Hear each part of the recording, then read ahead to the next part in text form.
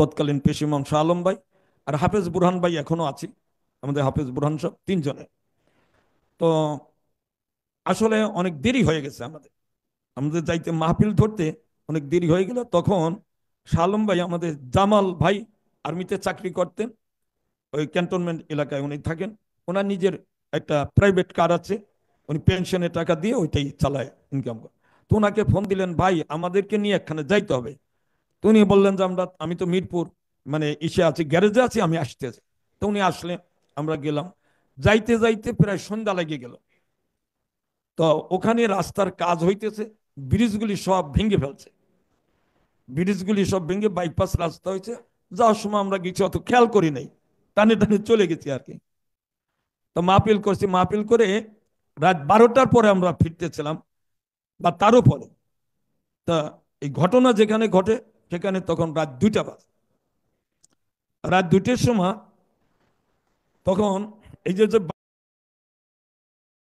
উনি তো ফাঁকা রাস্তা পেয়ে গাড়ি চালায় যাচ্ছে, ধুমছে আর কি। একটা ব্রিজ অনেক লম্বা, কিন্তু সে ব্রিজটা অনেক লম্বা, এখান থেকে এই গলির মাথা পর্যন্ত।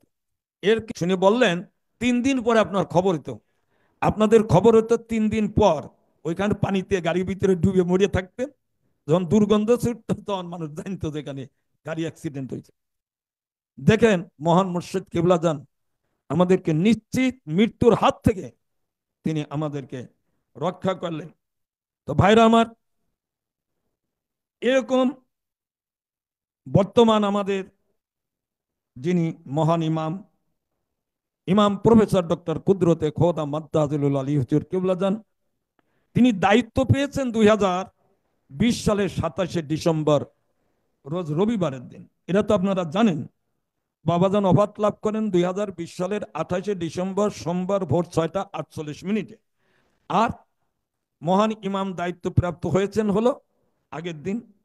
আমি যে ঘটনাগুলি বলতেছি, আমি আপনারা নিজেরা অনুধাবন করেন বিষয়গুলি কিভাবে ঘটতেছে। উনি দায়িত্ব পেয়েছেন কিন্তু 2020 সালে, আর এই ঘটনা কিন্তু 2008 সালের। তখন কিন্তু বাবাজান, ওই যে উনি যে বললেন যে চন্দ্রপুরী বলতেন যে মাহবুব মিয়ার কাছে যায় বলে, বাবাজান কিন্তু মেজু হুজুরকে এভাবে মেজু হুজুরের কাছে লোক পাঠায় দিতেন।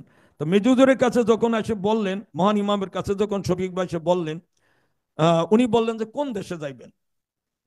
তা শফিক ভাই বললেন যে সুদানে যাও। তো উনি বললেন সুদান তো অনেক কষ্টের জায়গা, ঠিক আছে যান, আজিজি করে দেন। তাই শফিক ভাই বলেন, আমি যেহেতু কাগজপাতি রেডি করিয়া ফেলাইছি, তো ব্রেক করতে পারলাম না, সুদানে গেলাম। উনি বলেন সুদানে গিয়ে কষ্ট কত প্রকার এবং কি কি আমি হারে হারে তা বুঝতে পেরেছি। এরপর 5 বছর পর সুদানে যুদ্ধ বেঁধে যায়। যুদ্ধ বেঁধে গেলে অনেক বাঙালিরা বাংলাদেশে চলে আসে, আবার অনেকে লিবিয়া চলে যায়।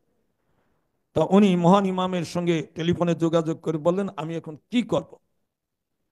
তা উনি বললেন যে দেখেন, আপনি কি দেশে আসতে চান? তা শফিক ভাই বলতে, আমি যদি এখন দেশে যাই কি করব, অনেক ঋণ হয়েছি, তা আমি সুদানে যেতে চাই। তা বললেন ঠিক আছে যান, আজিজি করে যান, আজিজির সঙ্গে থাকেন।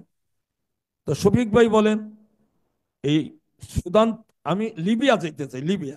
তো উনি বললেন যে শফিক ভাই, সুদান থেকে লিবিয়া যাইতে বাই রোডে 17 দিন লাগে। কতদিন? 17 দিন।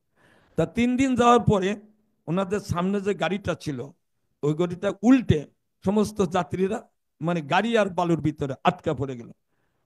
উনি বলেন, আমরা ওই গাড়িটা সোজা করে লোকগুলিকে উঠাইলাম, কিন্তু আমার ভিতরে একটা ভয় হয়ে গেল যে এইভাবে যদি অ্যাক্সিডেন্ট হয় আরো 14 দিন যাইতে হবে।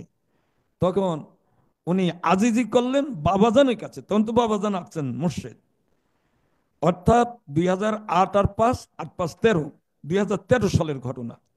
উনি বলেন যে বাবাজানের কাছে আজিজি করে দুরূদ শরীফ পড়তেছি আর যাইতেছি। উনি বলেন এই বাকি 14 দিন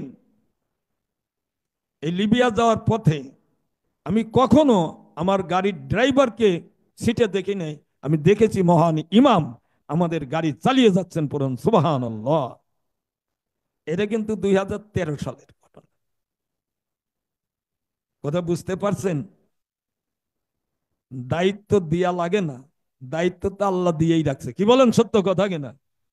দায়িত্ব কিন্তু মহান রব্বুল আলামিন দিয়েই রাখছেন, শুধু একটা সিস্টেম, এটা শুধু একটা সিস্টেম। আর শুধু আমাদের মহান মুর্শিদ কিবলা জানতে 3 কোটি আশিক রাসূল রেখে গেছেন, তাদেরকে একটু বুঝানোর জন্য যে আমার পরে আমার স্থলাভিষিক্ত হবে আমার মেজ সাহেবজাদা, পড়ুন সুবহানাল্লাহ।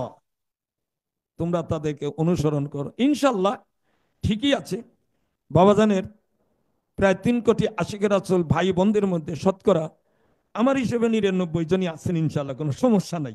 আমি এই, আপনারা আগের ইতিহাস থেকে খবর নিবেন, আদম হবে যে মহান ইমামকে কতজন ভালোবাসে, কি বলেন?